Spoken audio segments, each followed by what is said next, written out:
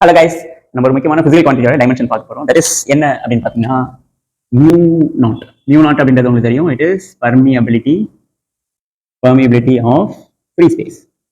Okay, இந்த physical quantity உங்களுக்கு magnetism பார்ட்ல வந்து உங்களுக்கு இன்வால்வ் ஆகும். தட் இஸ் எவ்வளோ மேக்னெட்டிக் ஃபீல்ட் லைன்ஸ் அலோ பண்றாங்க அப்படின்றதுடைய பிசிக்கல் சிக்னிஃபிகன்ஸ் தான் அந்த ஃபேக்டர். அப்போ நம்ம என்ன பண்ணலாம் அப்படின்னாக்கா அந்த குவான்டிட்டி கனெக்ட் ஆகிற எக்ஸ்பிரஷன் வந்து போயிடலாம். ஸோ அப்போ இங்கேருந்து நீங்கள் போனீங்க அப்படின்னா அகைன் உங்களுக்கு ரெண்டு பேரல் கண்டக்டர்ஸ் நடுவில் இருக்க ஃபோர்ஸ் எக்ஸ்பிளைன் பண்ணுற ஃபேக்டர் உங்களுக்கு தெரியும். That is force between parallel கண்டக்டர்ஸ்க்கான ஃபார்ம் என்னன்னா F is equals to mu naught I1 and I2 divided by 2 pi times distance of separation. ஆக்சுவலாக இது வந்து ஃபோர்ஸ். ஸோ அங்கே வந்து L ஃபேக்டர் வந்து உங்களுக்கு length of the conductor. Okay, இது ரொம்ப முக்கியமான எக்ஸ்பிரஷன்.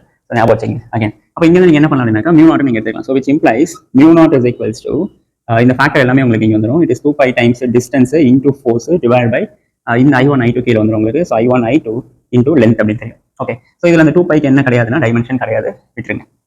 டி அப்படின்றது distance, so it is L.